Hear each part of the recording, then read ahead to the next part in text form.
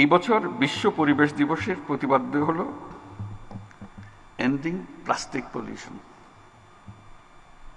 আজকের পৃথিবী নানান রকমের সংকটে জড়িত। যুদ্ধ বিগ্রহ, প্রযুক্তির ব্যাপক প্রসার, অপব্যবহার আমাদের সামনে নানা রকমের চ্যালেঞ্জ সৃষ্টি করেছে। কিন্তু সেই চ্যালেঞ্জটা আমরা এখনো অনেকে উপলব্ধি করতে পারছি না, সেটা হলো প্রকৃতির বিধ্বংসী রূপ।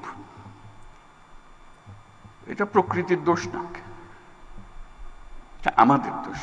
আমরা মানুষ যারা এখানে বসবাস করি, প্রকৃতির সঙ্গে তাল মিলিয়ে চলার কথা, সেটা তাল মিলিয়ে না চলে উল্টো দিকে চলে। দোষটা প্রকৃতির না,